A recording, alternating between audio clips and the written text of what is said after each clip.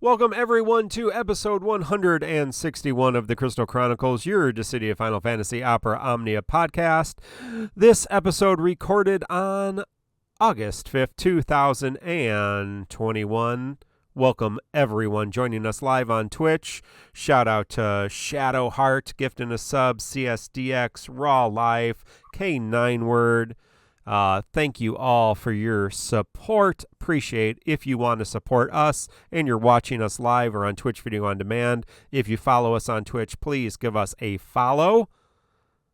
If you'd like to support us, we do appreciate a sub. If you're watching us on YouTube, stop, like, subscribe there.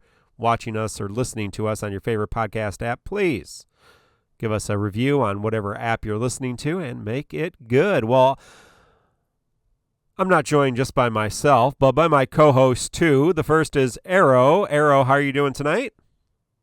Ooh, I've been working with the kids this week and they are very exhausting for so many reasons.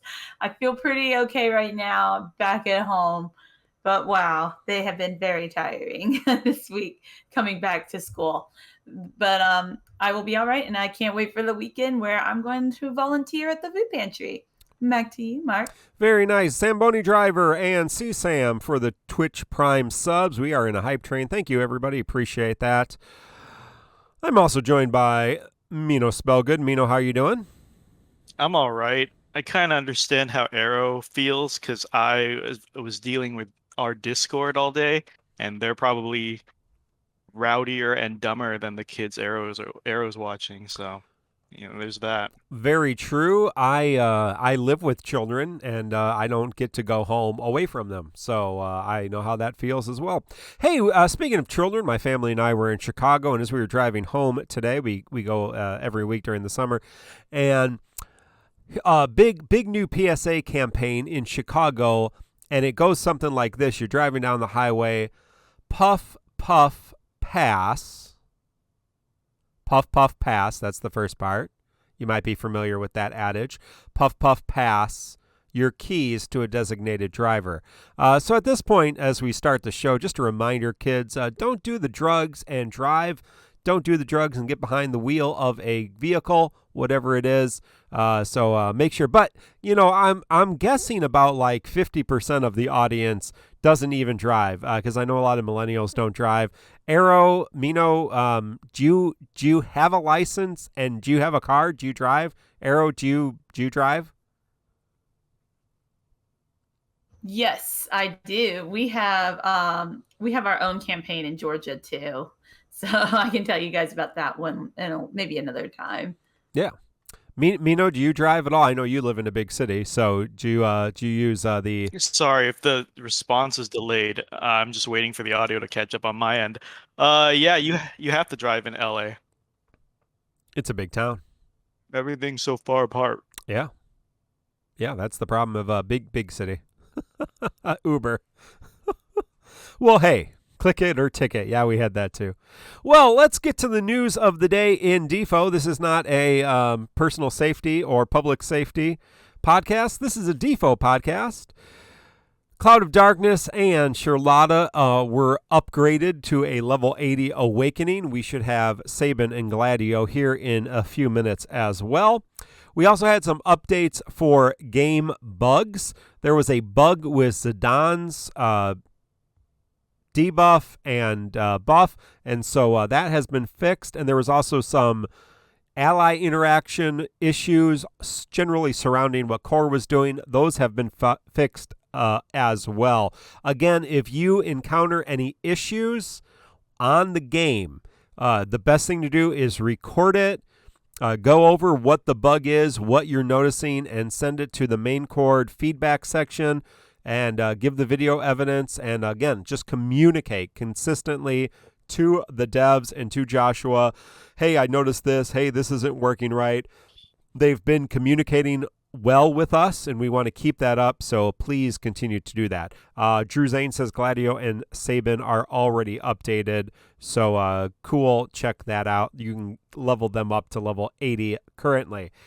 There's also some costume sales. Cloud of Darkness has her magical white costume. Gabrant's helmetless costume is being rerun as well. And I think you'll be able to do Gladio has a costume. I don't think Sabin has a costume. Soraya the Ranger, thank you for the gift sub. RVK, go check out RVK. Got that one as well. Well, that is the news of the day. Obviously, if there's anything else, it pops up here in the iBox. Yeah, it's been updated.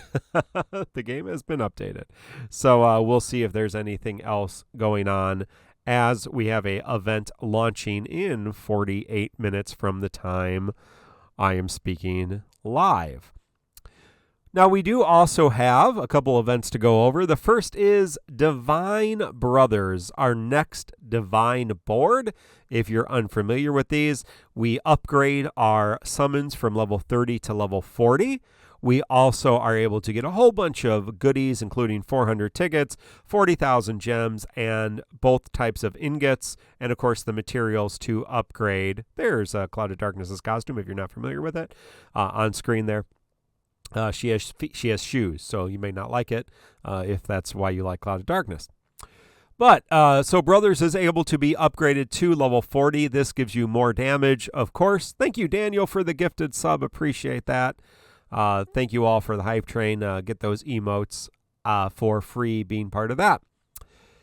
But now the Brothers summon, when you press it, actually shoots into delay,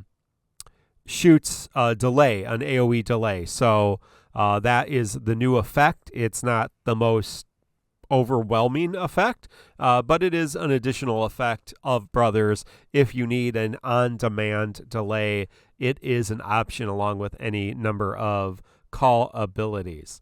We also did get an upgrade to Cloud of Darkness.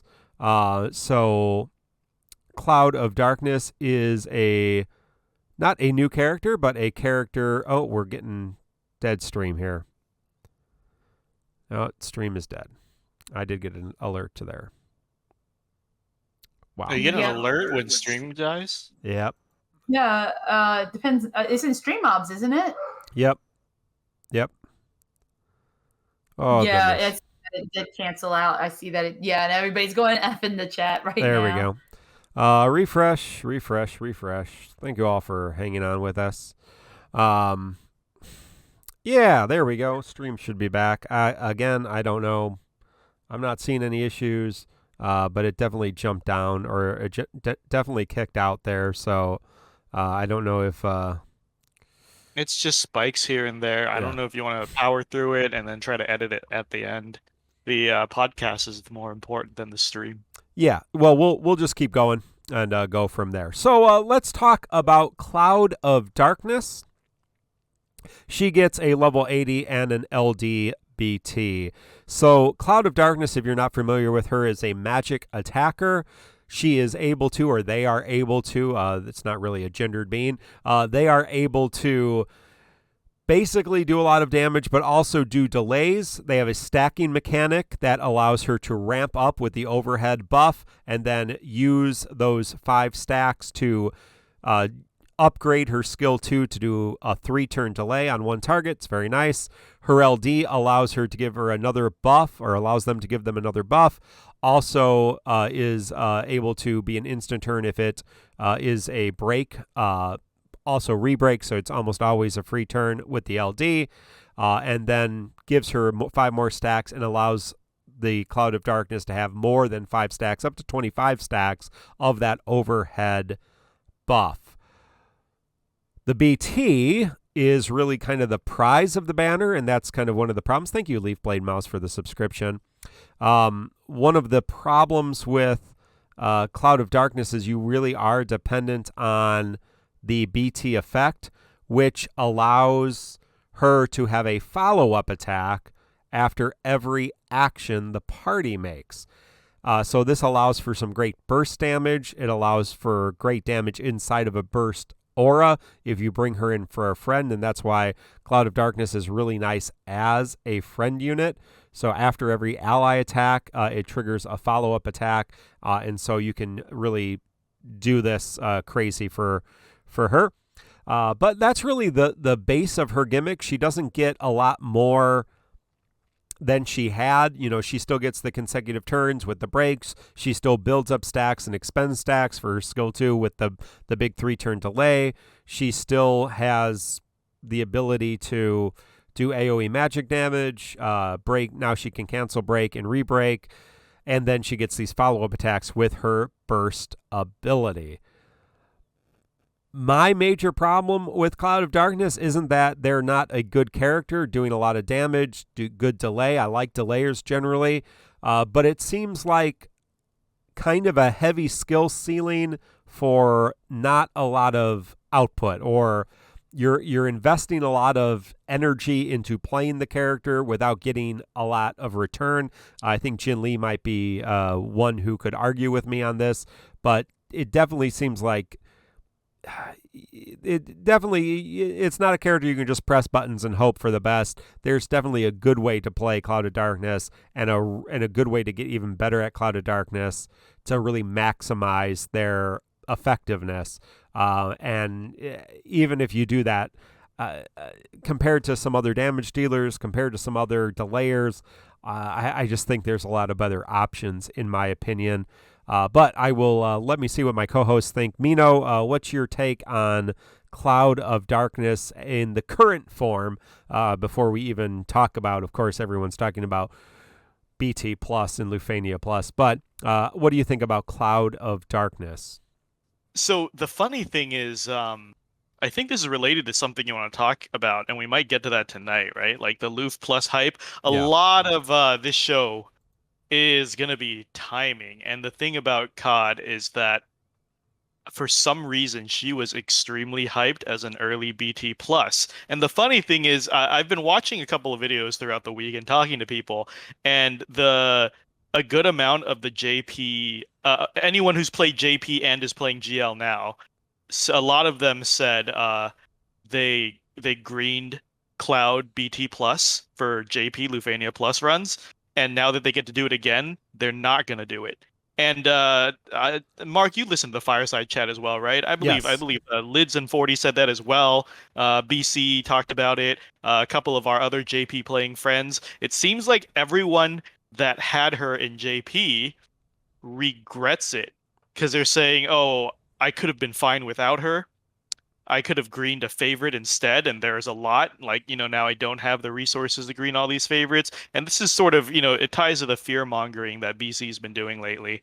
And so that is what I found an interesting perspective, is that everyone who's lived through JP and BT plus Cloud of Darkness said that now that they get a second chance, they're not going to do it, not even close. And the people hyping caught up are, of course, the crazy theory crafting nerds who don't play the game and are really scared for the future, I guess. So it's a real toss bag, right? Like, I'm gonna assume you said that it's just delays and follow-ups, low potencies, nothing special, and the timing really is it really is just the timing, right? Like, anything she brings, there's other people who do a similar enough job around it. Whether it's the follow-ups, the delays. I do want to say though that revisiting the kit after a long time, she's more fun and intricate than I remember. With the stackman, a little less complicated now, because the LD just gives you the 5 stacks right off the bat. Yeah. But and it's fun, right? Like, a refresher is, you don't have enough stacks, you'll do an AoE delay. If you have enough, it's a big single target delay, and it's fun. But this intricacy also is a turnoff for a lot of people, right? Because, and I've seen this take a lot, why use COD for delays when I can use, like, Garland, right? And Garland BT is just, people still love fucking Garland BT. Like, they just spam the shit out of that. The guy writing the evals on Reddit now, his advice is to bring Garland BT to everything, right? And he's not the only one, right? Like, when I visit other servers, people still love Garland BT with everything. Hell, I think it was Ink or someone today was like, "Oh, Garland BT is gonna go great with, like, Sabin because of the delays, and push his damage up." And it's I don't know. There's that. There's Tidus's follow-ups. Like, I know we always talk about it's bad to compare characters. It's just COD isn't a favorite for a lot of people.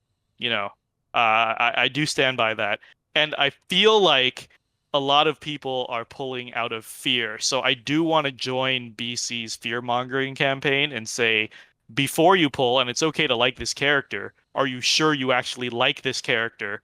And you're not just pulling because everyone's saying it's a huge help in BT plus, right? But other than that, personally, I'm just not a big fan of the delay kit. I think it's kind of fun, but it doesn't stand out for me too much, right? Arrow, do you have any thoughts on that?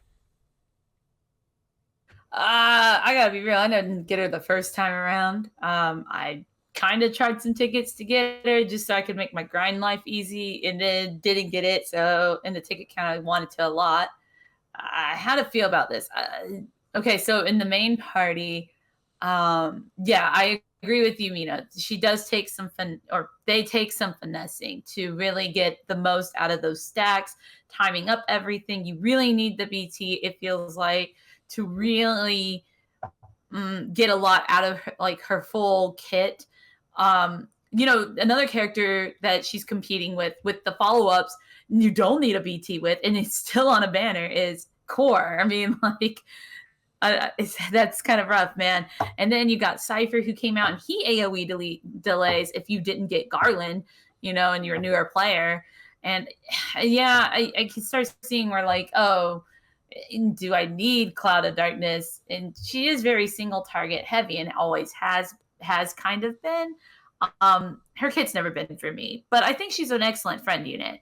And like, I don't know how to tell people that's a good selling point. I mean, maybe for some people it is because they like helping the community. Well, I think that's thank you, Jake, for the subscription. Yeah. I think that's the hype. I think there's a secret conspiracy to get people to pull for Cloud of Darkness's BT and LD so that we have options to use her as a friend. You're right, Mark. You're right. Everyone should pull for COD. She's actually a pretty amazing character. Yeah, she's really, really good. I mean, and Cloud of Darkness is a good friend unit because, again, as I said, you can come in, you can use them as a friend character, burst, and then have these follow-ups as you go into your burst phase. And so you start pairing that with characters that get all kinds. You can pair that with Core even. You can pair that with Tidus as when his burst phase, Unit and her burst phase, everybody in their burst phase, and you start having just this massive damage. Or with characters who get a lot of free turns or get a lot of consecutive turns, even characters like Lightning. But yeah, my struggle with investing too much. I pulled on Cloud of Darkness. I got her LD fairly quickly. Not a problem. I'm not even sure if I'm going to pull on these next two banners with Sabin and Queen. I may wait until the Tidus banner and then go back to just try to pick up her BT. We'll talk about. Well, we already talked about BTs a little bit last week, but so we can talk about her BT plus. She does come back with a BT plus. That gives you, if you fully green her or if you book her BT, invest 3 ingots, which is a huge investment in the first 2 weeks, you're going to be able to choose maybe one character to do that. I think Ink did some work on this, Inkwelder of the Tonberry Troupe, TonberryTroupe.com. If you look at the first 8, you may be able to do that with 3. I think now in Japan, there's close to 40 BT pluses, and most people who have not bought the book packets have 8 or 9 BT pluses. So you're talking a third or a fourth even of the BT plus candidates as potential BTs. And right now in Japan, there is tons of favorites, Cloud, Zac, Squall, Tidus, just back-to-back favorite protagonists. So yeah, Ramza, thank you, Furry Tractor. So you might want to save a couple for later down the line. The nice thing is if you really invest in any of these damage dealers, and primarily Cloud of Darkness is a damage dealer with some delay utility, she will last a while. If you blew her armor, if you fully upgrade her BT plus, you're going to be able to use her for a long time. The problem is you really got to like the kit, and I don't really enjoy the kit. It's just like, I think it's a lot of investment play wise. Yes, it's intricate, but I think it's a lot of investment for not as much return as I would like to see at this point in it. Yeah, is Vincent going to get a BT? Sure, you bet he is. He's going to be great. Yeah, if Zach gets one, Vincent gets Yeah, one, right? yeah, Spin-off. yeah. Obviously, Vincent's got to be in line for one, definitely. But yeah, so I don't know. I just don't. I don't think the majority of people will actually enjoy playing with her, and using Cloud of Darkness's kit. Obviously, Cloud of Darkness is not a favorite for a lot of people. But if you want, it's just going to be like Sabin here in a minute. If you go full in, you blue them, you fully invest in the character, these damage dealers can last a long time. And you can use them. If they're really a favorite, you really like them, that's going to be the story pretty much of most of the characters moving forward. There's not going to be a lot of duds moving forward. If you fully invest in a character, you're going to be able to use them for the next quite a bit of time. There's going to be a couple rough patches, and there's going to be a couple restrictive sets of fights in the future, especially early Lufania Plus. But Ross, who are the Ghostbusters? I'll let you sit on that for a while. We're talking only there are only a couple characters we're talking about tonight, so I'll let you think about which one is the Ghostbuster. Yeah, there you go. I'm glad you got it. We'll come back to that. So, yeah, that's the main reason to pull for Sabin is that attacks versus ghosts up. But yeah, I don't know. I mean, right. I mean, Tifa kills skeletons. Final Asim says that's why she's so good. But yeah, I mean, so for me, I invested blue Tifa. I'm going to invest in blue Tidus. I'm going to invest in Zidane, blue, and green. BT plus is green. And so, I mean, those are my damage dealers. Zidane's a turn to leader. So, for me, you only have limited options. Those are my options. If you really, really enjoy the kit, I think it's a little, I don't know if it's clunky. I just think it's over intricate for what it does. True. To really optimize your Cloud of Darkness play. I think, Jin Lee likes Cloud of Darkness, and I'm pretty sure Jin Lee will do great Cloud of Darkness runs. Jin Lee's a great player. I mean, I'm not a terrible player. I could spend the time and learn how to use the character better, but it just doesn't seem like the payoff is that much where, you have a character like Core, it seems like his high skill ceiling is a little bit more enjoyable, what it might pay out for me, as opposed to Cloud of Darkness. Doesn't mean she's not good. She's great, but not really hyped for me. And I don't see anybody really wanting to invest in her BT plus. So the fact that people are hyping that and saying it's great, yes, Silocan says, sadly, even if you use your life savings for Defo, you can't blue-green every character, every fave. Maybe every favorite, limit your favorites, but certainly not every character. So, I mean, at the most, probably a third, even if you buy all the BT, and I don't know how many BT book ingot packs we're going to get. But yeah, I mean, even if you bought all of them, and I'm assuming they're going to be like the armor ones and they're super expensive, it's going to be, you're not even going to get half of them. The nice thing is, if you invest in the BT pluses that you want, you don't buy into the hype, buy into your favorites, look at who's coming out and invest in them. If you invest in a BT plus, you're going to use them. I mean, there's very few duds BT pluses, and even the duds you'll probably be able to use without much of an issue. So, well, let's look at the podcast. Let me circle back. Sorry, Mark. That was I was waiting for you, but that was okay. So let me circle back to at least balance the opinion a little before we move on. Cover everyone objectively and some of what Chad is saying. Agreeing with Mark, a lot of people are saying kit's a little clunky, a little convoluted, and we're saying this and this and that. Did you in your section point out what COD is good at though? Did we cover that at least? Like why, if somebody does pull COD, likes COD, what they would use her for? Them? Well, go ahead and share your thoughts on that, Mino. Well, so obviously we want a balanced opinion. We're not going to assume you have everybody. We're not going to assume everyone has Garland. We're not going to Right. assume everyone's pulling someone like the other delayers like Cypher and Sabin. A lot Yeah. of a lot of skips here and there. So COD is still very solid single target delayer, right? Actually, the best The single target best. The delayer, best. the Yes. best single target delayer until Quistis comes Yeah. back. I think they just take turns jumping back and Yeah. forth, and she has instant breaks on top of her delays. That is a thing.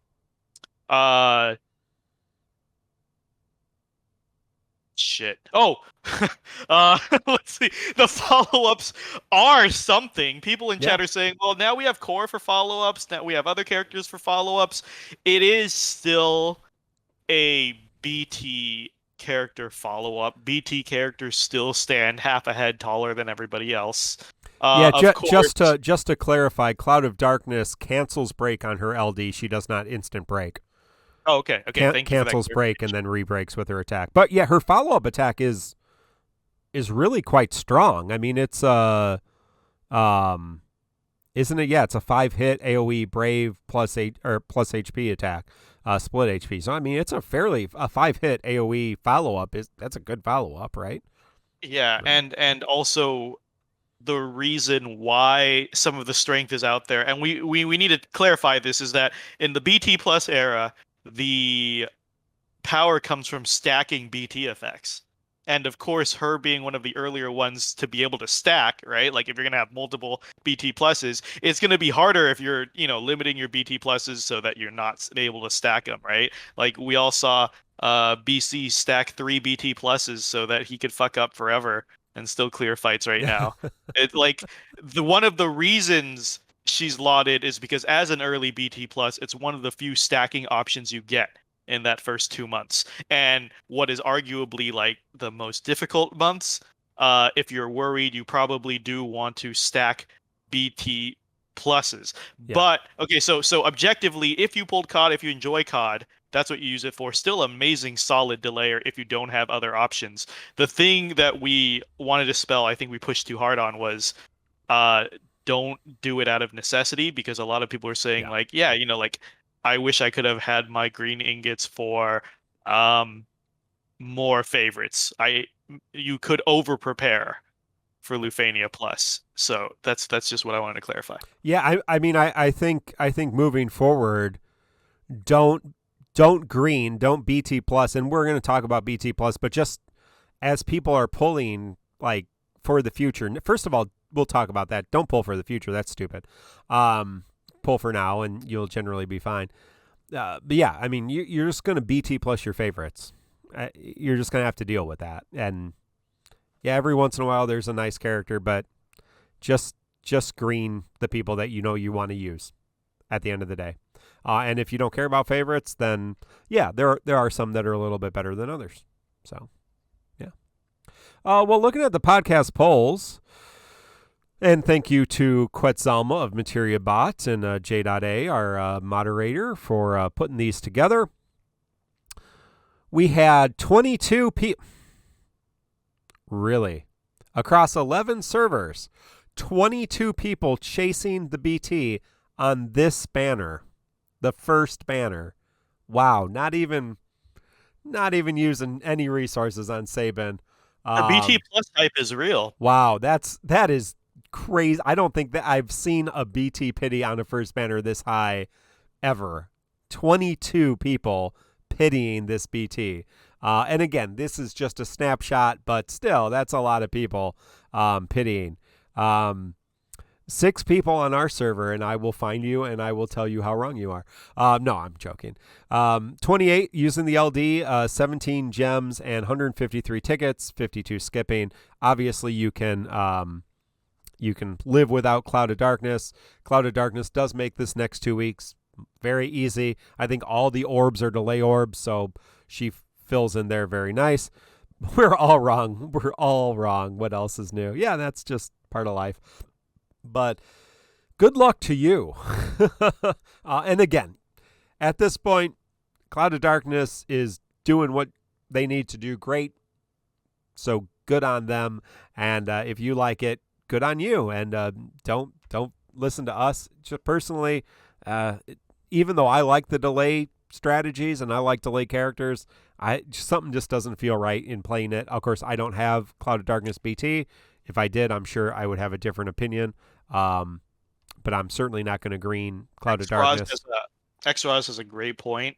The other characters on her cycle are very, very skippable. Nobody wants Sabin or Queen, and that's very understandable. You're right. Nobody wants Sabin or Queen. So pulling on that early banner probably makes sense. There's no hype.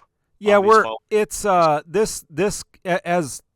good that we had core at the beginning of this month, because this first couple weeks of the cycle, and you'll notice that in between the last banner of, normally between BT cycles, we've had 6 to 8 days between BT cycles.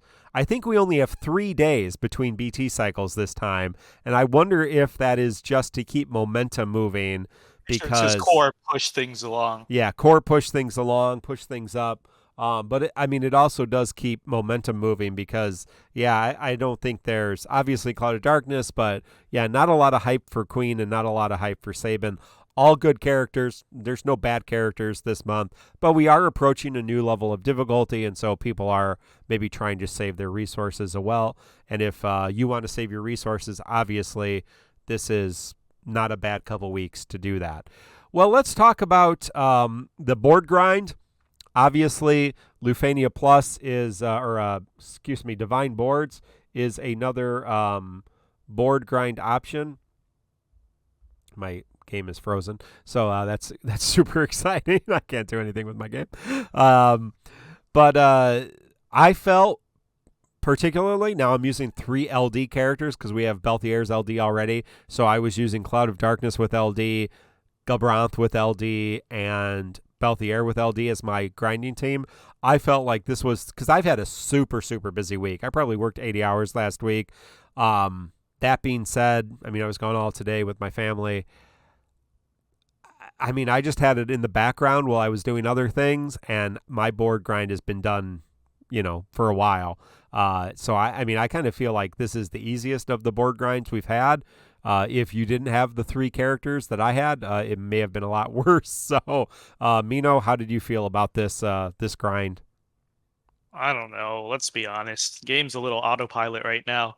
The board grind's fine. That it is what it is, right? That's why I think it's so funny when people complain about board grinds, because it's really short nowadays. Even without Mog Pass, people are doing it on the first night, which is very scary to me, Mark.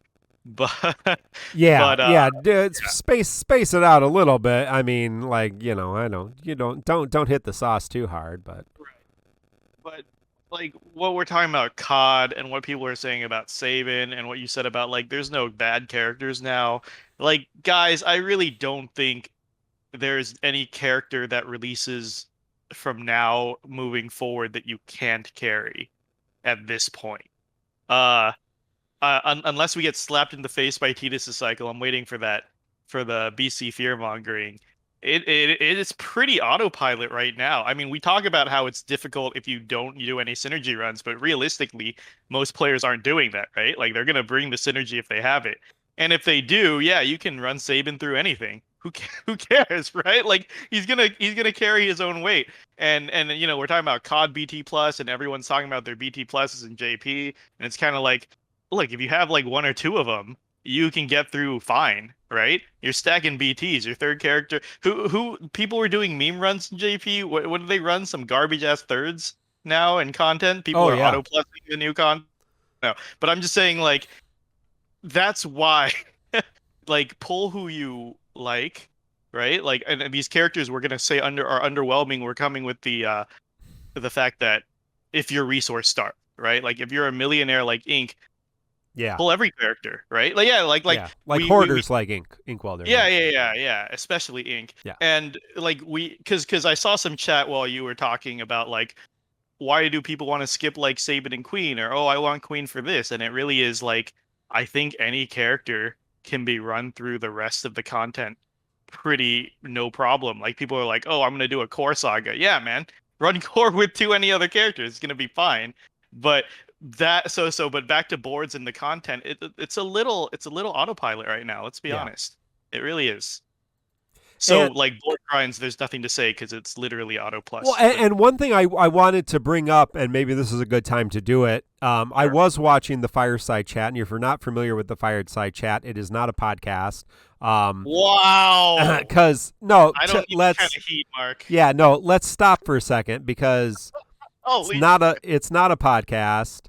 Mark doesn't speak for all of us. Yeah, but that would be like, so calling the Fireside Chat a podcast would be like calling our show a radio show, right? Yes, there are some similarities between what we do and a radio show, but you can't listen to us on AM or FM radio. Therefore, this is not a radio show. This is a talk show, sure. This is a news show, okay. This is a Twitch stream. This is a YouTube channel, but this is also a podcast available on all your favorite podcast apps. Fireside Chat, great content. Good friends of ours, Jin Lee, Lids87, Resfoina, and 40 the Broadway saying they do a talk show that is streamed and available on YouTube. And I encourage you to check that out. But I think Lids and 40, maybe all four of them actually, were talking about wanting more content. Like, oh, we need more content. We want like a new game mode. Apparently in a couple of the gacha games they play, because they all play other gachas too. I think all four of them play other gachas, and Jin and Rez play that Tales of Castoria a lot, and then 40 and Lids always pop on and play, whatever's the gacha of the era. But like a tower, like a resetting tower, a lot of games. I think Tales has one where you every month it resets and you have to redo it and everything else. I kind of like not having to play this game an exceptionally large amount of time. I mean, new content's good and new game modes are. I think Boss Rush. I mean, we all love that. Dimensions End, Transcendence.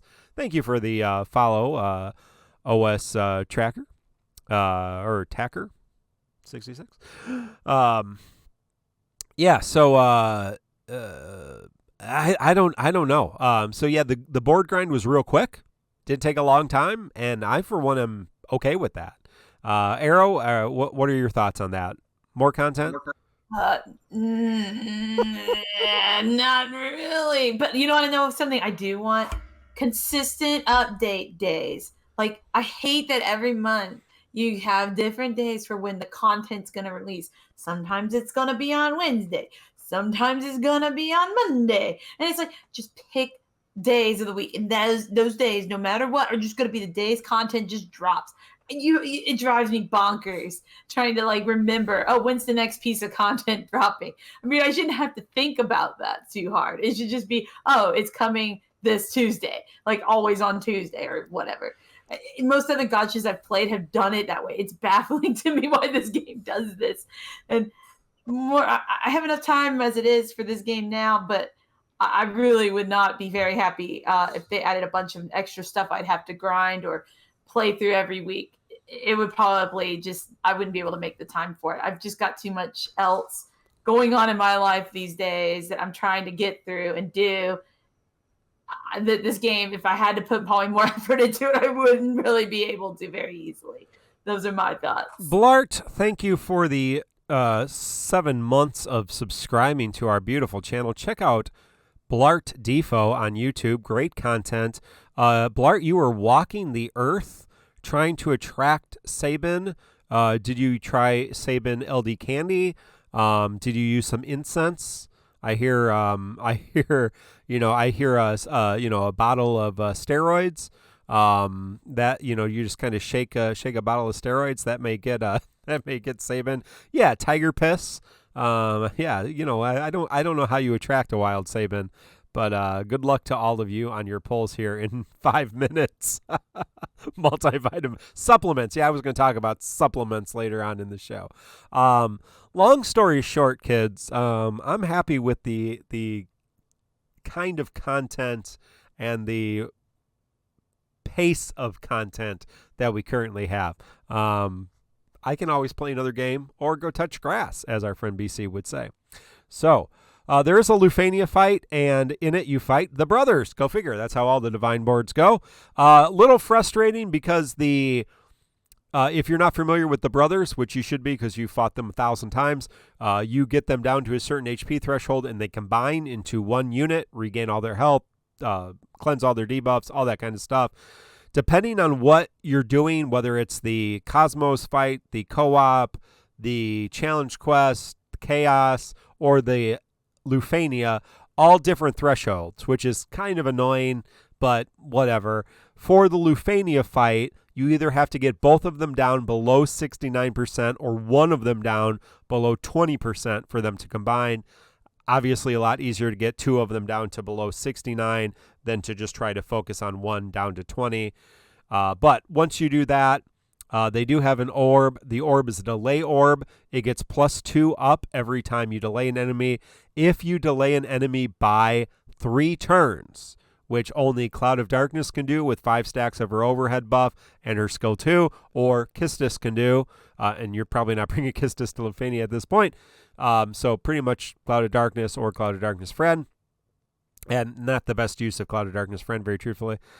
You're gonna have to bring a lot of other constant delayers, which we have Tifa, Aranea, Cypher, Cloud, Emperor, Lightning, Lael, and tonight, Sabin.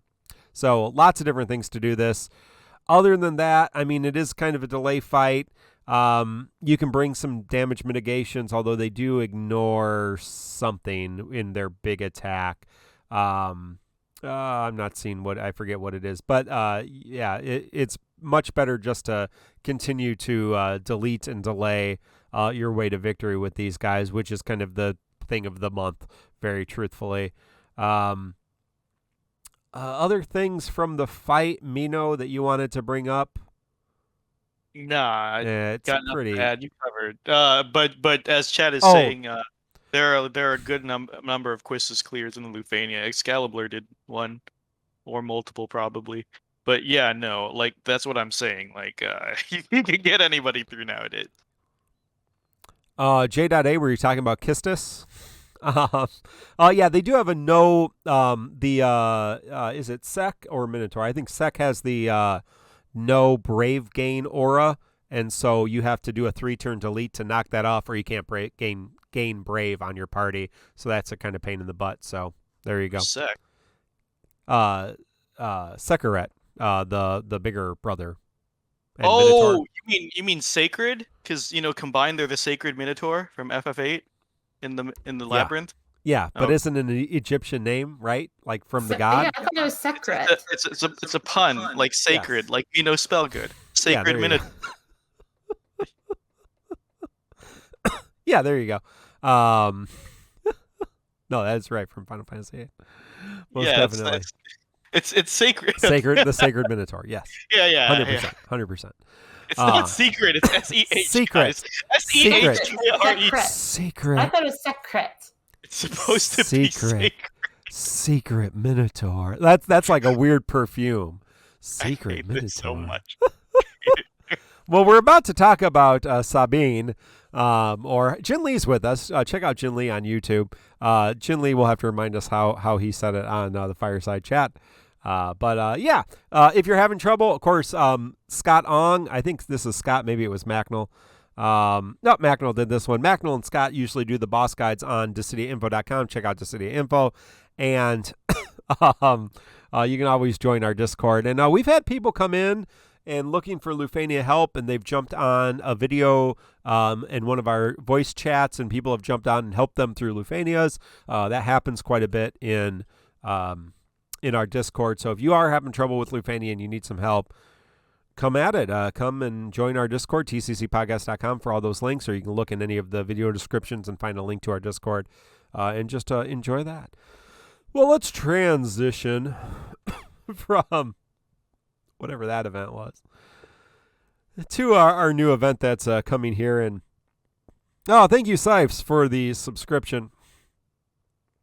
Now, every once in a while, I like to highlight some things going on in the Final Fantasy community and other Final Fantasy non-DeFo content creators. And one that I hope you're following, maybe you aren't, is a gentleman called Cloudy McDoom. He is a cosplayer, but also does a lot of fun video game, Final Fantasies, especially video game videos and kind of parodies and things like that. So just a really, really, really artistic guy and really cool, funny guy. I always enjoy everything he does. I think he's a little bit underrated in terms of that kind of content. So check out Cloudy McDoom. And we do want to do a community spotlight for Indolent Lard, also doing some funny content and doing good runs and everything else. And so we talked RVK last week. Check out Indolent Lard. A lot of these, we got a lot of people making content and trying to build up to some good view numbers. It's good to get everybody, if we can get everybody up to over 1,000 subs. I think that's a great place to be.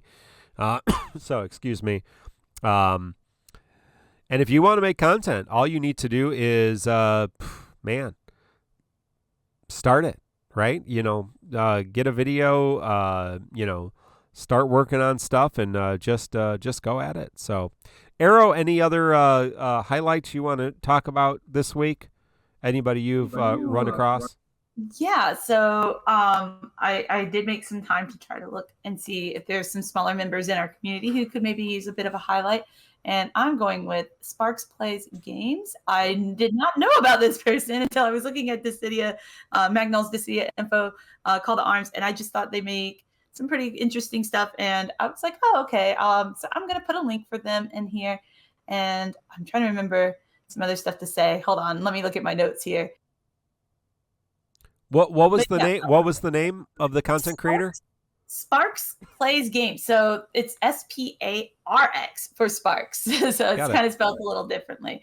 But they do different kinds of videos. They did some interesting Transcendence runs, that kind of thing. They've been testing core and older Lufanias, it looks like. I thought it was kind of fun, Another player, I think who was it? There was somebody else, I think, in the TCC who was also doing that, but the name is slipping my mind right now. I just thought it was great. It's good for newer players to sometimes see this kind of stuff, because they may not have whatever we might have used when the event was new, because I don't always go back and re-record stuff, So it's nice when somebody else does it for me. So I'm going to give a link to Sparks Plays Games in the chat in just a moment, and that's my highlighted person for this week.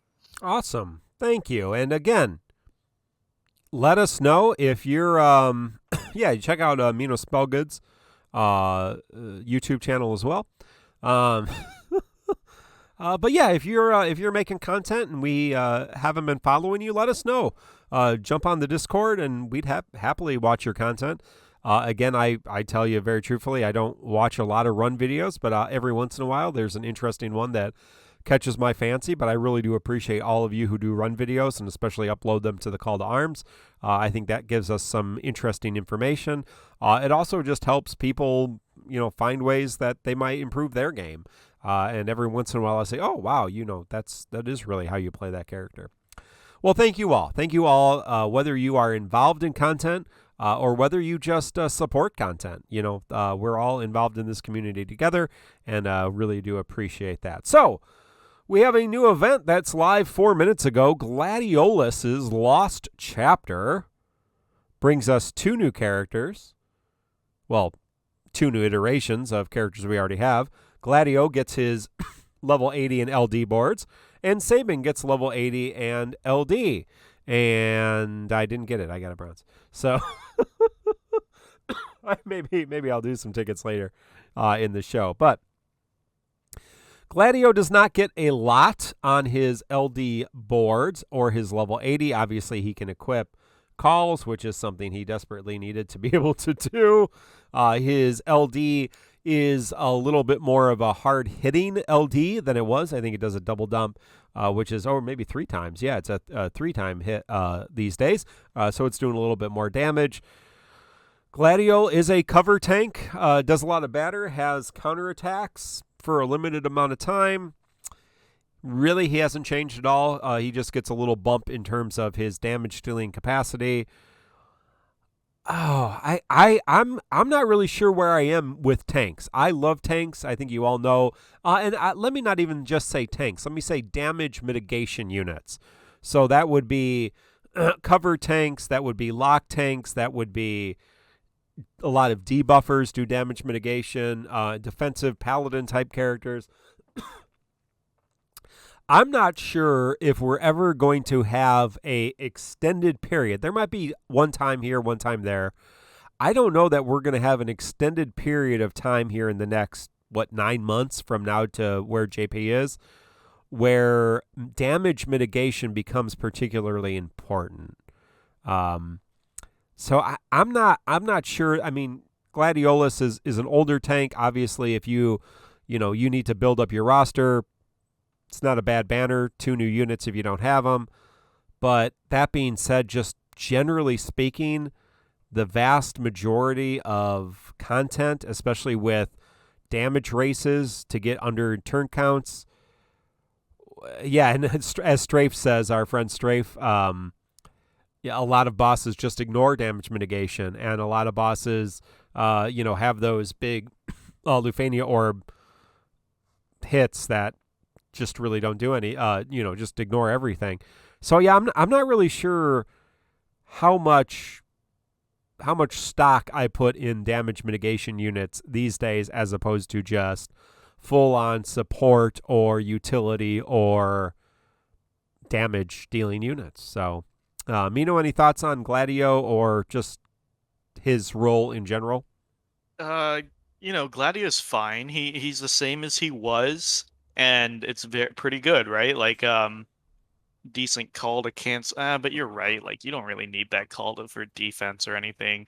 Uh, we're really in an era of don't give the enemy any turns. It really, really is, right? With like COD and like you ask 90% of the people that ran Brothers Lufania, and it's like, what were the mechanics? Like, I don't know. I didn't give them any turns. Right. Like, Mark, did you give the Minotaurs any turns? I don't believe so. No. Yeah, I don't know. Yeah. And this continues for a while, right? Because it's COD and Tidus, and so like this is like patching up the roster before the difficulty jump, right? Which is kind of why it feels so weird. There's a lot of people really saying, I want Porum and Setzer and nothing else. Maybe Tidus if it's a favorite. And people are really starting to hold on to their gems for now because none of these people feel too necessary. And that's all honestly. Like, so if you're patching up your roster, if you're a newer player, Gladio's a fine pick. He's as strong as he was before. The level 80 update is great. It's just that there's more options now. When Gladio came out, he was like the tank. Yeah. Nobody else could tank like him. Nobody else came close. The last tank before him was Warrior of Light, but that was during Hell Month. The DPS checks were pretty heavy, so everyone was bringing Gladio, right? Like over 9 over Wall, and then he didn't get like a true replacement till like Galuf almost. And so the funny thing is, like, you're talking about, there's certain eras when characters are very necessary. Yeah. And yeah, like during early Lufania, guys, the roles were spread out much, much more, right? Like when Zonde and Guy came, and we were talking about this in the Discord too, they're like, oh shit, it's actually been a while since Enchanter, Imperiler. Like these guys are putting in work. Gladio was the only solid tank for a while. The roles were very rare. Now we're getting a shit ton of overlap. A shit ton of overlap, right? Like we just got like 5 delay characters in the last 10 characters. Yeah, right. Yeah, right. And more on the way. Yeah, right. Which is why the COD cycle is not hype for a lot of people, other than the people who want COD. And it's just like, we had like Cypher really, and then COD, and then Sabin, and it's like, how many delayers do I? And like the AOE and stuff, like we're getting too much overlap now. And so the thing is, like, Gladio is still a fine character. He just has a lot of replacements now. Galuf and Wall very easily can fill in for him on team comps now. Hell, Porum can fill him. I've seen that take too many times too. Porum can fill in. A lot of people. I don't want to get into how valid this is, but a lot of people are like, well, if I have 70% HP damage reduction on Porum, why do I need a tank at this point? and it's hard to argue with that right now. It really is. I'm not gonna lie. With how much they're pushing delay characters too, how often do you expect to get hit, right? Hell, you could even throw fucking Eldnarsh in there if you don't want to get hit. It's just it's hard to say any character is a good pickup now if you're saving your resources at this point. Yeah. Arrow? Yeah, Arrow, any thoughts on Gladio? I don't know, man. I mean, I know we're hitting this era where we don't really give the enemies turns, but like, what happens? I mean, core kind of changes the equation. I felt like in some ways, like they even showcased Core and Gladio together when Core came out. The best thing about Gladio today is he got level 80. That means he has calls now. So like people were still using Gladio, I think like even fairly recently. So like did he need a lot on his LD boards? Probably not right now, you know? So it's like and again, Core to me just kind of changes the equation and it's like how am I supposed to feel about that? I don't know. I have 9 and I blued him, so it's like there's that, and then I have Porm and I blued her armor. Why do I personally need Gladio? I didn't even really use him the first time around, and it's like, is he a good pickup? Is this a good banner for newbies? Oh heck yes, this is a fantastic banner. Honestly, I mean even Vayne with EX is still fairly usable for a newer player, I guess, if they wanted to learn how to play him. So I mean there's that. But outside that, this is a hard banner to really sell people on unless they're just, I don't know. I don't even see this Lufania probably being too much of a problem. People are going to find some tricks around it, and then that's what we'll all use. And Setzer's coming out soon, so who cares about the stupid defense mechanic thing that this thing's going to have? And Setzer's just going to rainbow number through everything. So I don't know, man. I can't sell this banner unless you just love these characters. Well, one other thing, Gladio is a boss rush king, so I guess there is that. So if you're super big on boss rush favors off-turn damage characters and just off-turn damage, additional attacks, all that good juice, and definitely Gladio will be one of the best characters still for that. That's pretty much it for me. Those are my thoughts on Gladio, and even Sabin, however you want to say it. Like, I just, it's just, if you needed the delayer, sure, but otherwise, I mean, is it Cypher's banner still? Well, no, Cypher's banner would have just left. Cypher's banner's gone. Yep. I mean, you might have even pulled on that because a lot of people, newer players, had heard how good Kurosame Call was going to be, and Cypher, you might have just happened to get him by happenstance. And on top of that, Cypher even has like a win skill on skill 1. I mean, I know Sabin like imperils and all that other stuff, so they are different, but like, come on, guys. Like, they're both AoE delayers, like, at the end of the day. And it's just, I just still see too much hype behind this banner unless you're still really needing that Cloud of Darkness BT, or you just really, really love the other 2 characters on this banner. That's it. Blartania Knight, also known as Blart Defo on YouTube, says, as a newer player, Gladio and Warrior of Light gave me a level of safety I needed to learn how to play the game at a high level. That's a great insight, Blartania. Jin Lee says, Core is the new boss rush king right now, and I agree with that. Definitely. So, and there's a lot of banners that are going to be pretty newbie friendly. And of course, if you are a new player, you're pulling on everything anyway because you just need to build your roster. So keep pulling. Why not? Keep pulling. Pull more. Speaking of pull more, I did 20 tickets on this banner and didn't get anything. I might be tempted to do more if we get some more subs here. We'll see. I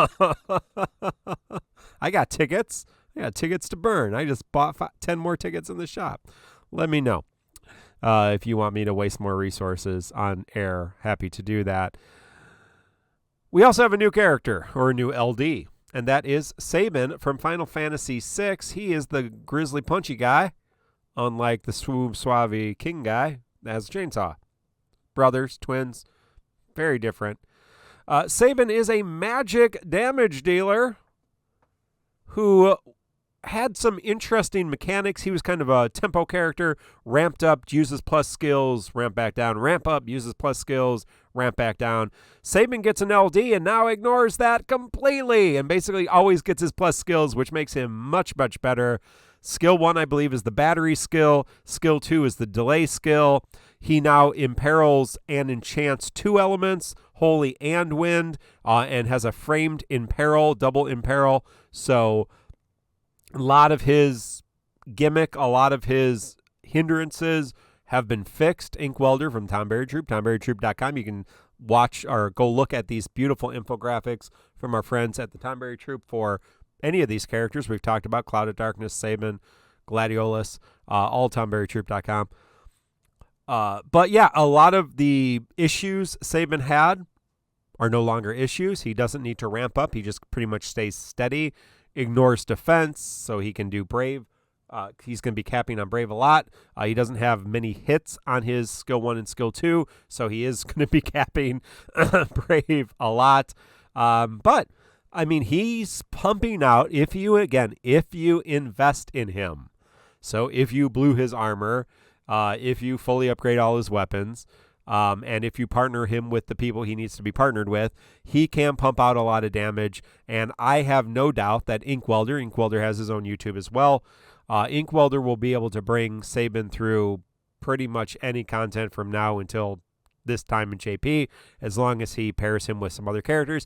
Now, there's going to be a couple fights where he's going to have to carry Sabin a little harder, or he's going to have to pull. But again, we're at this point where if you really like a character like Inkwelder, like Sabin, fully invest in him, and you're probably going to walk out with being able to use this character. Yes, some characters are going to be a little bit harder to use, and you're going to have to carry them a little harder. But in terms of a solid damage dealer, Sabin's a good pick. The problem with damage dealers, especially moving into the BT Plus era where you have limited resources there, and then the blue armor where we have limited resources there, to get the most out of your damage dealers, you do want if they have a BT, you want them green. If they have, they all have blue armor, so you want their armor blue. You can only do that with so many characters. Oh, JD Terraforce. Okay, let's pull 10 tickets. 10 tickets from JD Terraforce. Thank you for the sub. Appreciate that. Let's see how we do. Overall, I think Sabin is a good character. I think a lot of people are skipping because we have a lot of damage dealers to choose from. So if he's not a favorite, I think you're okay to skip. Mino, what do you think about your boy, Sabin? Oh man. Okay, let's see. How do I? Okay, I'll start with the good, and I want to say that this past week, just talking about Sabin, reviewing his kit with the community, it really reminds me why I keep playing this game, right? Like, the fan service really, really is terrific. Just hearing the voiceovers, seeing the moves, and just seeing a kit realize in modern times, it's wonderful, and I am so happy for Sabin and like a character that I actually like. I don't have that many FF characters I like, I'm gonna be honest, but when it comes, it hits big. That's why I don't understand when people are saying it's one of my favorites, so I'm gonna throw 100 tickets at it. The eval guy said that on the Sabin eval. I don't understand that logic at all. Me neither. But oh man, it is a lot of fun. But objectively speaking, this is if you check Materia Bot, this is the least desired character in a long time. Sabin is damned by faint praise, which is he's not a controversial character like Guy or Gilgamesh, so you don't have all the hipsters pulling. And he's not a popular character, and the timing's just bad. I think we literally compared the server polls on Materia Bot to Guy, and more people wanted to pull Guy than they wanted to pull Sabin. Right now, let me see, I did the calculations. 6% of the people polled are willing to pull for Sabin. And I don't blame them, guys. Like, a lot of you guys are not excited at all. All show chat's been like, I threw my free ticket, I didn't get it, so I'm done. Or like, I'm skipping everything till Titus. I get it. Like, to bring over some ranting hour, like, I get what Ink is saying, right? Like, strong kit. This is a objectively strong kit. He gets party battery based on HP damage on skill 1 now, which is very, very nice. Very, very self-efficient. As in, because he's imperiling 2 elements and all of his attacks are dual elements now. There is no fight that objectively shuts him out. I think even when there's fight coming up that is immune to imperils, but even then he's still going to be doing fine, right? But he can almost always hit cap moving forward, and ignore defense is a big, big thing. The trade-off here is you get some really bad return on investments on some of your buffs. For example, he doesn't really need brave damage up or attack up buffs. They're gonna lose a lot of potency on him. And Max Brave could be nice too, but he's still limited on hits. And then you can bring High Armor Plus to raise Brave caps and HP caps. But the point is, he is so consistent. He's so consistent, right? You slot him anywhere, you slot him into any fight, he's gonna be doing roughly the same numbers across the board. The thing is, there's not too much you can do to change these numbers up too much. I mean, you can slap Iroha on there or some batteries, give him some Brave discount, but his cap is always going to usually be his cap, and team building isn't going to drastically change his performance like it would characters like Eldnarsh, hell, even COD, any like Core, any of the follow-up characters, right? So building around them is a lot more interesting. Sabin's very just standalone and pure damage, which is very nice. Again, his stuff is not resisted much. Delays, framed imperils, and good battery as well. High damage. It's just people don't find it necessary, and I don't blame them. Yeah. Right, with all the characters coming up, there are more interesting kits around here, which hurts me to say, right? Like, Porum with the Brave gain, niche. You've got Setzer coming up with rainbow numbers. People like follow-ups, stack building with Tidus, etc. But Sabin's just pure press buttons, do damage with the little intricacies of the delay and the battery based on HP damage. But those aren't like super unique things, right? You could just mash buttons and get close to the same results. And of course, everyone's hyping up like, oh, he does so much weakness damage, he ignores defense. In the end, it's just numbers, right? Like utility wise, I get if you don't love the character, it seems boring. You're really just hitting big numbers. Oh, I guess people like that. That's why Tifa exists. Yeah. But it's not fun big numbers like Core and Tidus, I suppose. Yeah. Or like crazy fat ores like Yuna that you can run everyone with.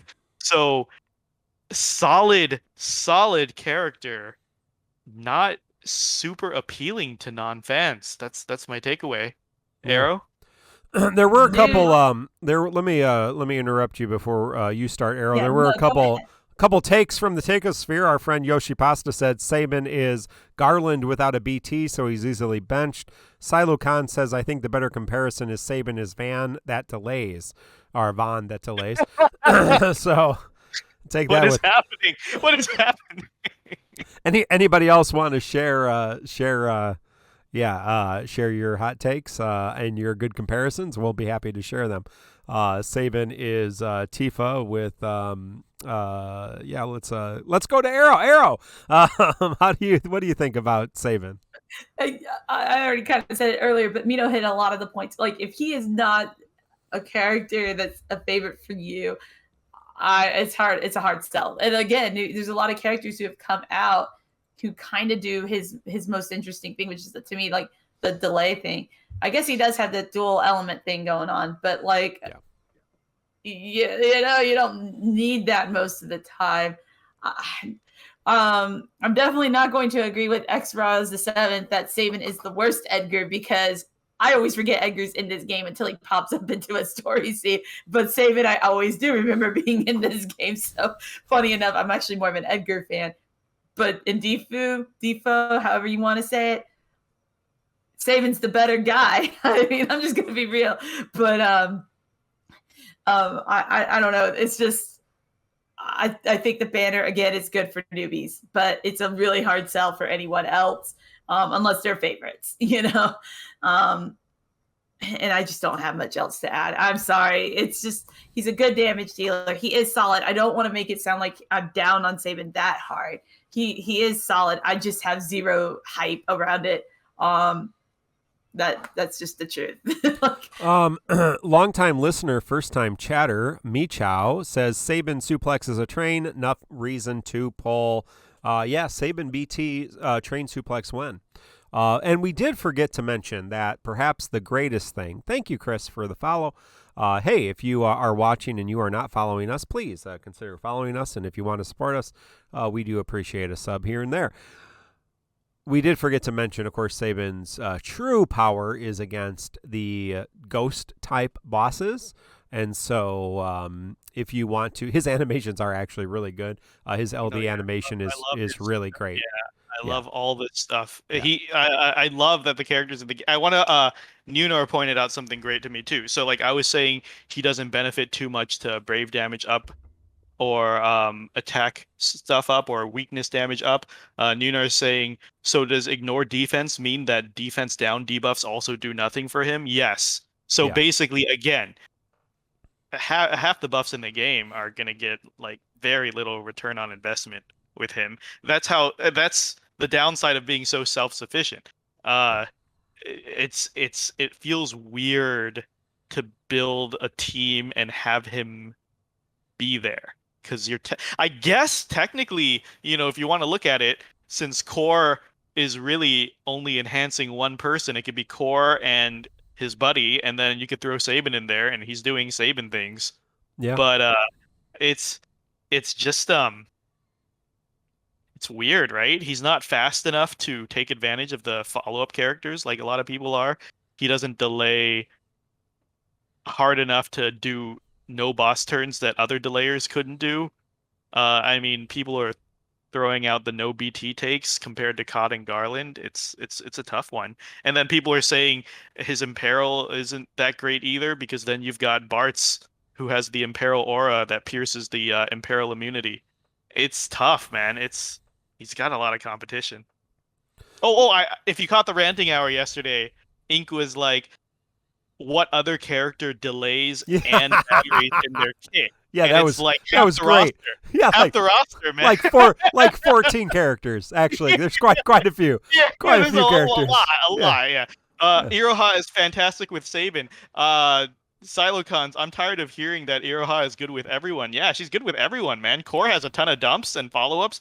Yeah. Iroha's great with Core. Iroha's great with Eldnarsh. Literally anyone who has multiple, like, it's really hard to find people that Iroha isn't good with. That's not a plus for Sabin. That's a plus for Iroha, basically. Also great animations, Iroha. Yeah. Everybody's favorite, Iroha. You're all using Iroha call every fight now, right? Because we were all hyped on that. So Iroha's great. Yeah, no, whatever. Definitely not a must-have. Thank you, Xeno Lobster or Fobster. Yeah, thank you for that. Follow, appreciate that. Yeah, looking at the podcast polls, as you can guess, very different than the last banner that we shared. Thanks again to Quetzalma and J.A and MateriaBot for the polls across 10 servers currently. This is just new, so this is not a huge section, just a couple hundred votes. No one pitying Cloud of Darkness's BT. I mean, I didn't have to pity it. 11 people pitying the LD, so 11 Sabin fans, 9 of whom are on our server. I think that's hilarious. That's hilarious. So across 10 servers, 11 people pitying the LD. On TCC server, that number is 9.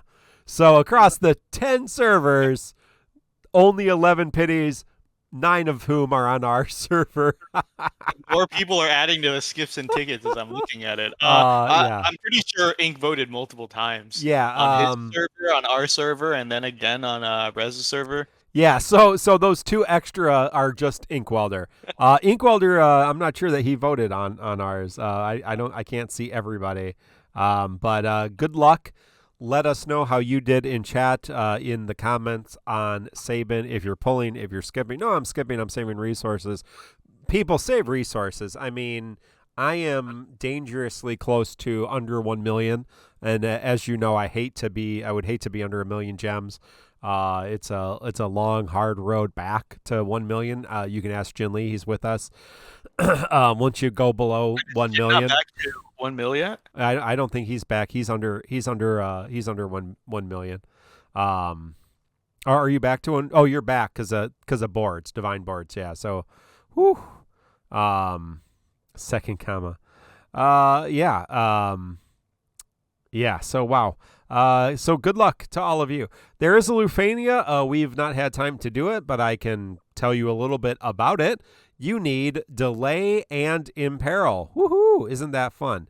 It's an AoE delay as well, right? If anyone can confirm that. Either way. Let me look. Delay plus dealing damage, weakness damage, gives it a +8 count. So I can't look in the fight to tell you because I haven't gone through that in the fight yet. So yeah, the orb gets +8 turns when delaying a boss while doing elemental weakness damage. Hey Zeno, how did you ever reach 1 million gems? That's a great thank you, first time caller. Appreciate you joining us, Zeno. How do you reach 1 million gems? Well, it's a great story. Most of us in the TCC have over 1 million gems. It is a combination of not pulling and also paying money occasionally. I probably, maybe one costume and a whale pass a month. So there's, how many did we figure out? Maybe, 20,000 gems a month, maybe less, maybe 15,000 gems a month with there. So there you go. I mean, I do spend money. I don't whale. Most of your whales, again, most of the whales in the game have 0 gems. Our friend Daniel is on there. Nidre, I think Nidre has quite a few more. But Nidre has 2 million gems. Yeah. So he whales and doesn't spend. So you kind of get that combination. But a lot of people, there are a lot of free to play players that we know who have over 1 million gems or very low income, not spending a lot of money, maybe just the basic mog pass and maybe even not anymore. And how do you do that? You just be careful. You don't spend a lot. You don't mix tickets and gems. You make sure you have 75,000 or 70,000 if you get a free pull if you want something and you don't want everything. So yeah, that's how you do it. And I've gone, man, how many is it now? Man, yeah. I haven't pulled since Tifa. I used gems on Tifa. Haven't used gems since Tifa. So, yeah. Before that, I used gems on Bartz, and then before that, I hadn't used gems till Waka, and I had to pity Y'shtola. Scott Ong is doing the boss guide to this Lufania fight, and so you can check that out. It does seem like there are several interesting mechanics. You fight 2 Optimuses, like Optimus Prime, I guess.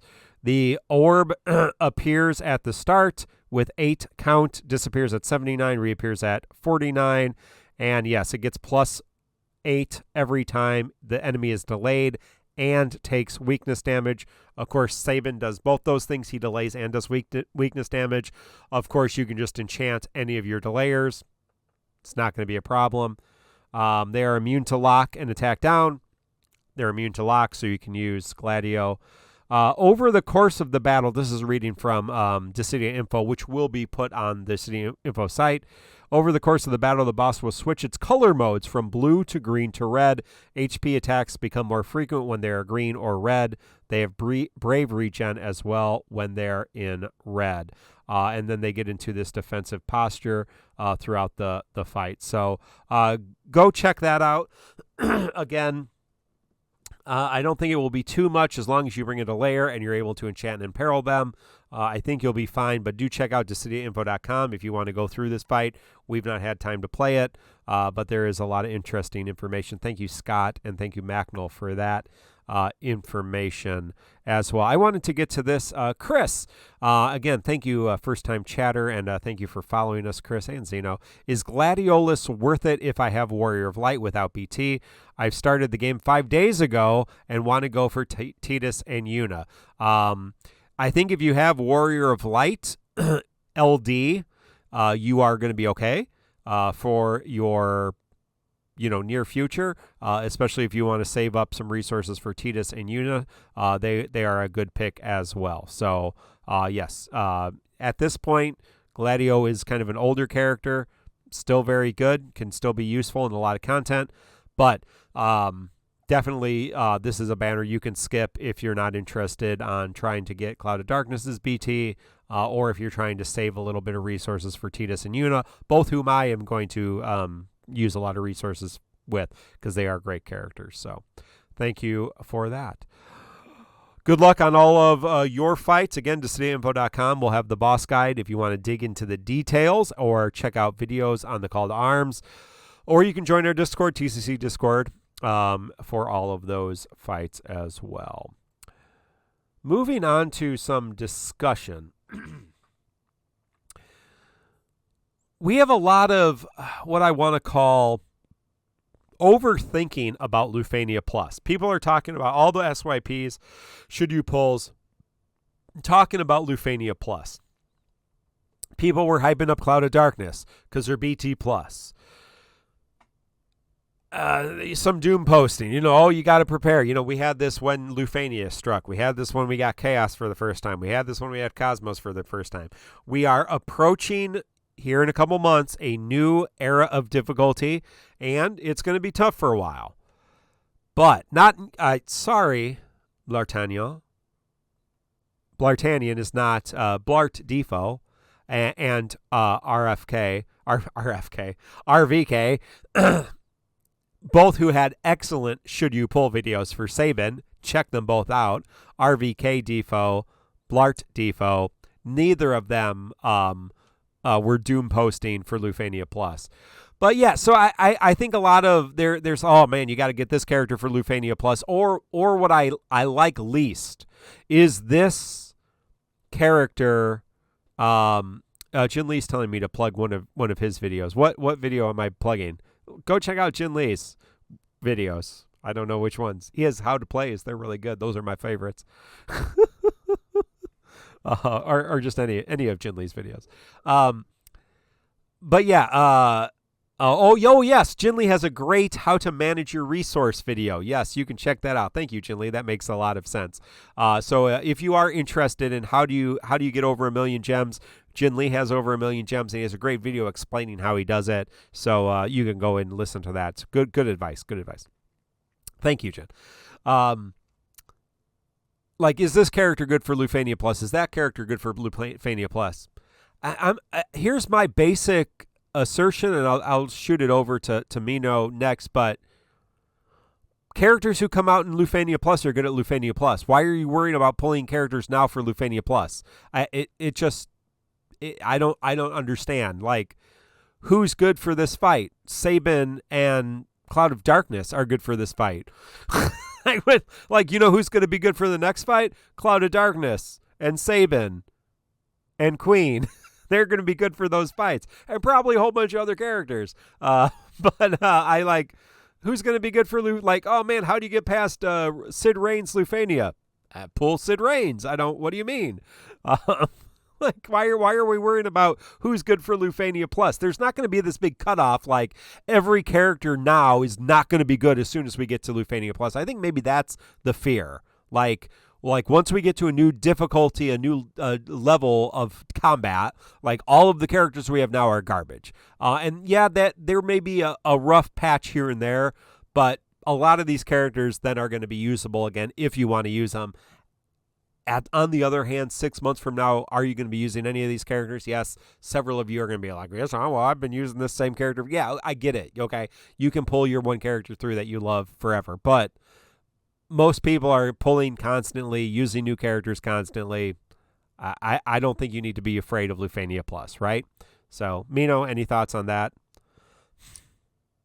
I'm just gonna preach playstyle. I think we're going towards. I really want to have other people weigh on this in the future, but basically, other than the initial hiccup of early Lufania Plus, when the rest of the roster has to catch up, or your BT Plus collection needs to catch up, it's more that it's a little more flexible now, so that they're not looking for. I'm sure the JP players in chat can speak up of recent Lufania Pluses. They're not looking for a specific formula to solve fights anymore. You could, if you build hard enough one way or the other, like if you build straight into follow-ups, if you build straight into batteries, if you build straight into launches, you could get through these fights. Delays, like if you're building a specific playstyle, you can probably get your playstyle through now. Or, throw in the occasional updated character or synergy character. And it relates to the gem thing because people were saying, how do you save gems? And I think it's people who are mass pulling out of anxiety. That's how you get short on gems, right? So, for example, we were talking a bit about this last week. Like, do you want to go for a battery comp because Porum is only going to work in battery comps? Is Stola BT plus, Agrius, Setzer for Brave Shave comps, etc. Lael for launch comps, blah blah blah. Reigns for these characters following up, and then it's choosing between the BT pluses as we're talking about. Like, do you really need Cloud BT plus? Well, I mean Cloud of Darkness BT plus. Well, do you want to run follow-up comps? Ishtola BT plus, do you want to run battery comps? Bart's BT plus, do you want to run Enchant Imperil comps, right? Like, you're not going to be realistically using all of these characters. You got to pick a lane. If you spread out your resources too much, then you get broke and then you can't keep up. That's the problem, right? Like, deciding, do your research a little to say, am I going to use this character I'm going to pull? And I've been a little harder talking about some of these characters lately, like Sabin, because similar to I really felt it back in Null, and Null was one of BC's favorites, and I pulled Null, not on purpose, but I got Null and I built him because I was like, oh yeah, there are no bad characters. But the thing is, right now we have so much overlap, and characters are coming so rapid fire because now we're in the double LD era, right? We are so used to single LDs that like it's only like one new toy for a week. And so, of course, out of boredom, you pull more. And then now that it's double LDs, the old LDs, even if they're not new, they're getting updates, right? Like the level 80s, and then they're featured and stuff like that. And there's too many options now, and none of them seem to significantly matter, which is a problem with a quote unquote garbage time. If Macnell and BC don't want me to call this garbage time, that's fine. No, it's fine. But it really is like, you don't have to be as picky with your pulls now because any of these guys will work. Whereas during the hell months, like Dullahan and stuff, right? People are skipping these fights because you needed certain characters, and that gave them a lot of value. That's why people were pickier with meta. Hell, a lot of people lost a lot of gems during that surprise hell month, and now everyone's overflowing because they're right? Like, Lufania Plus is around the corner. You really don't have to pull to get from here to Lufania Plus. Right. You realistically don't have to pull a single character within these 3 months to do the content. For fun, yeah, pull for fun. I'm pulling for fun. But, like, it's during these times, this is how, like, Jin and Mark, these filthy hoarders, got so rich because they barely pulled during EX Plus. And I guarantee you, when we reach where JP is right now, they're probably not going to pull again. It's going to be road to 2 million, right? Because everyone's talking about, oh, Lock BT Plus is crazy broken. Oh, Zach BT Plus is crazy broken, right? Like, Cloud, yeah. What's the new one? Ramza BT Plus is crazy broken. Every 2 weeks, people say, hey, the new BT Plus is crazy broken, but you literally probably didn't need to pull in the last 4 months to do all of this content. No, I'm serious. That's not an exaggeration. And that's how people build up these filthy fucking hordes. Because, like, pull for fun. I really think the game should be fun, but also when the difficulty curve is this flat, it also makes people not want to pull as much. And it's sad that Sabin and Queen are seeing such big skips because people are like, well, I got the role covered and the mechanics aren't too special, right? Like Sabin and Queen, they offer cool stuff, but they don't offer new things. It's difficult, right? A lot of the characters coming up, other than like Setzer with his new rainbow numbers, uh, it's hard to justify the polls because not everybody wants just an updated thing. They want like a new toy to play with. And sadly, well, Sabin has some things, but like Queen is not a new toy a lot of people look forward to. Party Last Stand's cool, but who other than Freya guy was constantly running Freya for that? Right.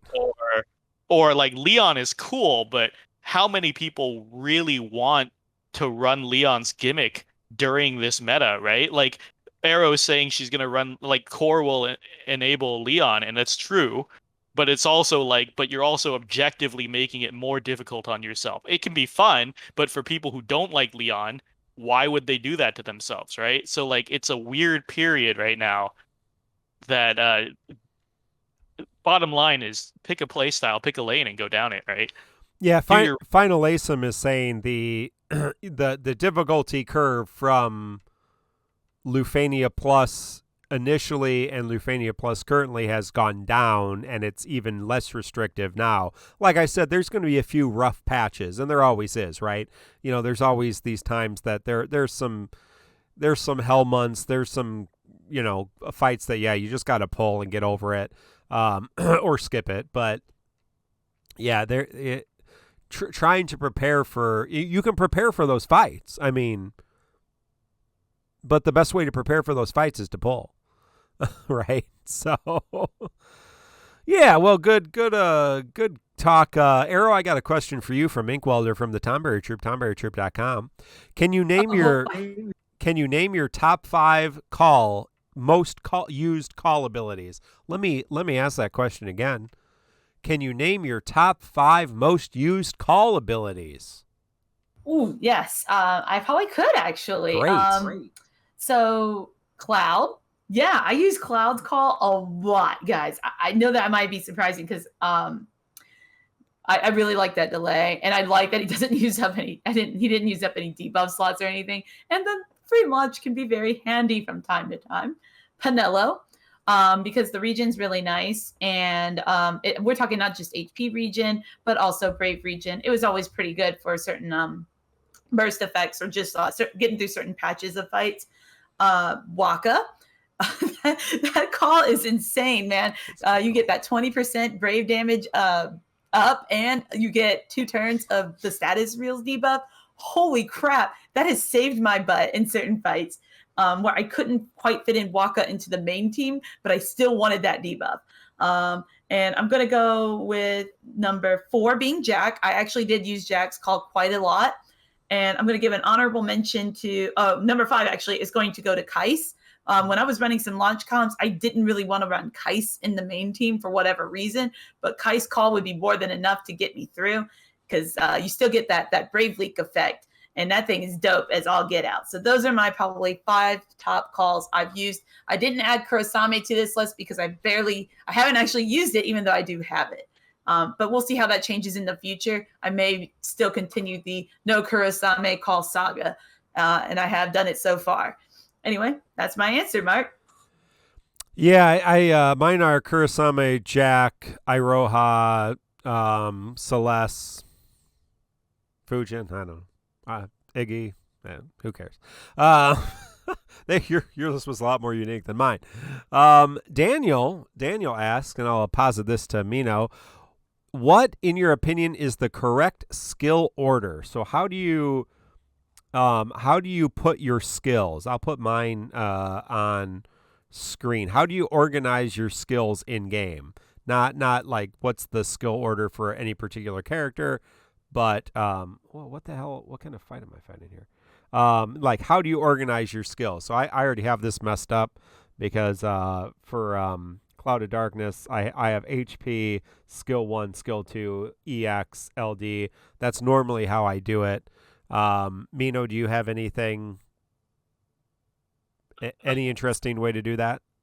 For now, I just moved Brave attack to the second page and moved everything up. So, it's HP attack first, then skill 1, skill 2, EXLT.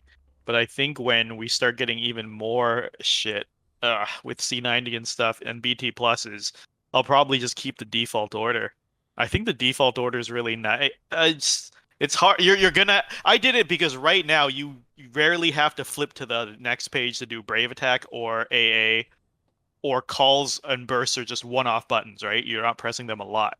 So those are my least used buttons. They're put on the second page. But I feel like once C90 comes around and BT Plus has come around, you're gonna be flipping through between the pages no matter what. You want to use everything. So I wonder how they're gonna shorten this in the future.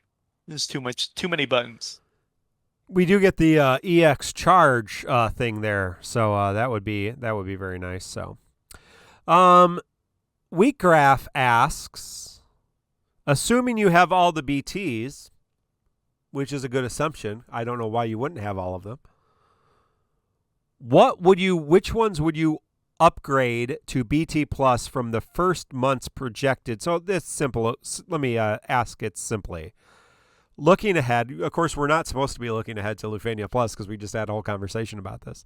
But looking ahead to Lufania, or to the first month of BT Plus, you have Zidane, Y'shtola, Ace, and Bartz.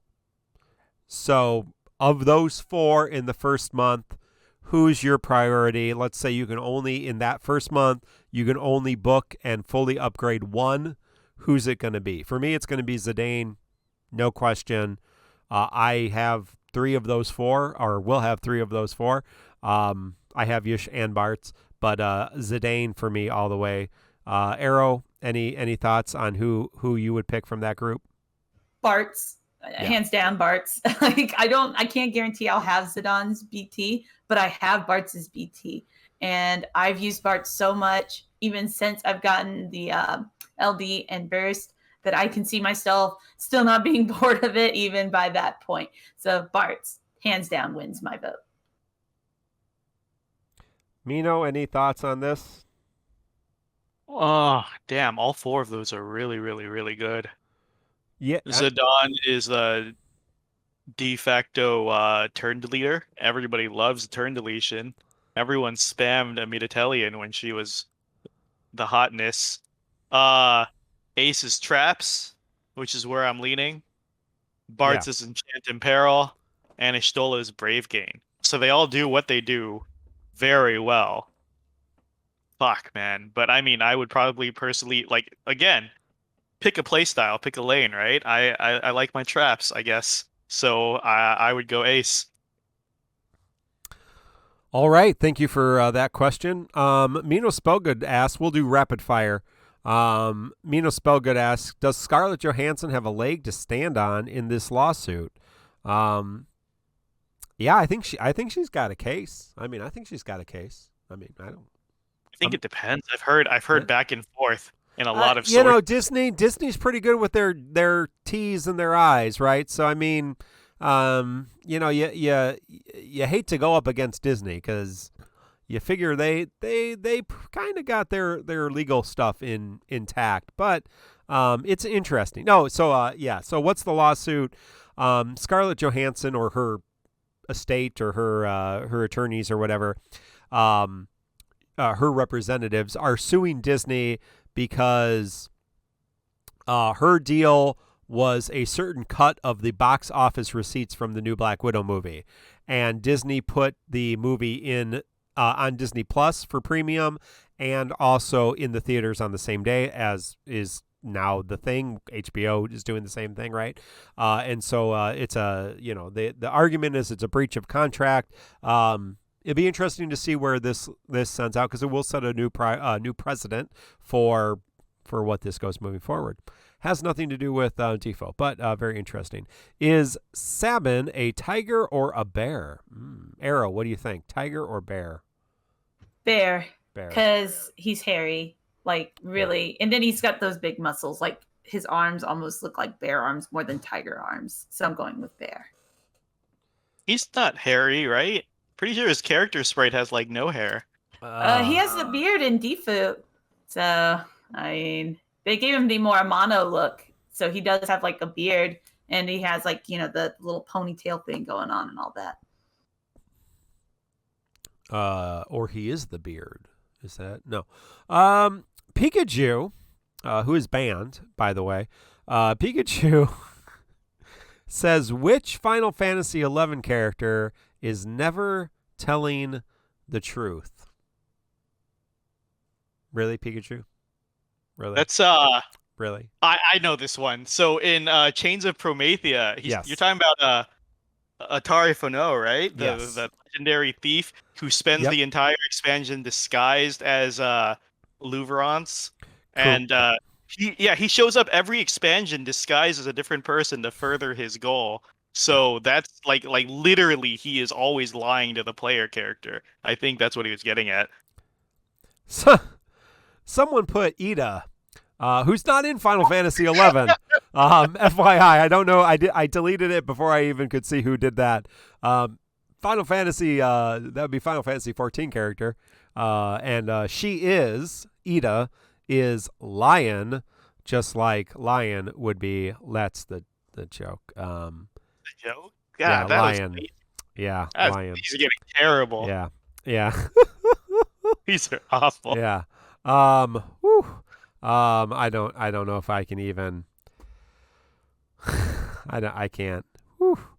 Is there a way to like block an individual from posting in a channel? Yeah, we can ban. No, that's fine. We can just not read it. Final question. Maybe not. Maybe not. All right. I don't know. Yoshi Pasta, it's not a bad question. I'm not really sure that it's going to have a great answer. What BT have you unexpectedly been using the most in the last month that isn't Garland? I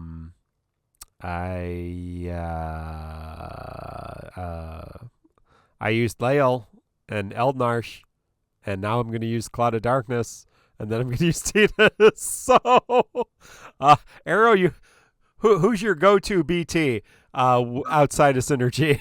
Oh, Bart's definitely. Oh, good. Okay, yeah, good. Man, and I don't have Garland BT, and Bart's is my last BT I've gotten. So I don't know if we'll even get. We might get lucky with Tidus. I hope I do because I kind of want that one. But my BT luck is kind of not the best. So yeah, Bart's definitely. He's the winner. He's the man. Yeah. Mino. I've been using Pestle a lot, surprisingly. I'm still using Pestle a lot. I don't know. If I could go back in time, man, you cannot overhype this character. Like now it's just free holy enchants with Sabin. I don't know, man. I use this character too much. There's the brave and HP damage up, healing, and the damage mitigation. He literally covers everything. Yeah. It's too much. Well, thank you for all your questions. Of course, you can ask and podcast questions on our Discord, tccpodcast.com, for all the links, or just follow in whatever you're listening or watching this on. You'll find a link to the Discord there. Looking ahead, we have the Squex Community Mobile Stream next month. Let me put that down in the thing. Queen's event. Queen is a character. We don't have a lot of Type 0 characters, but Queen is one that we don't have. And she comes to us in a new event on the 10th, and most of you will probably be skipping. So check out next week. We'll talk about that. And then we have the Raid or Tidus's LDBT premiere on August 13th. So that's all coming within the next week. So next week, when and if we get together, we should be talking about Queen and Tidus, and that's going to be a lot of fun. And we'll talk about what his follow-up is called and what he says, right? Is that the controversy, what he says during his, what is his follow-up called, or what he says during it? Both. Okay, good. So we'll clarify that, and it will be interesting to see what it actually is in the translation. Because a lot of people in the Japanese version of the game think he is saying and think it's called something that it is not. So look forward to that next time on the Crystal Chronicles. Well, for Arrow, Mark, and Mino, this has been episode 161 of the Crystal Chronicles. Thank you all for joining us live on Twitch at the Crystal Chronicles. Thank you all for joining us on YouTube and on your favorite podcast apps. Please do, if you're on Twitch, follow, consider a sub. If you're on YouTube, like and subscribe. If you're on your favorite podcast apps, give us a great review. We really appreciate it. TCC Podcast for all those links to our social media, Facebook, Twitter, and our Discord. I think we surpassed 900 on our Discord. We may have surpassed 1,800 on YouTube, so appreciate that. I never know how many we have on I don't ever know how many we have on Twitch. Well over 1,500 followers on Twitch, so we appreciate that, all of you. Until next week, good luck on all of your skipping. Hang out for the post show, and we'll talk to you all next week. Goodbye.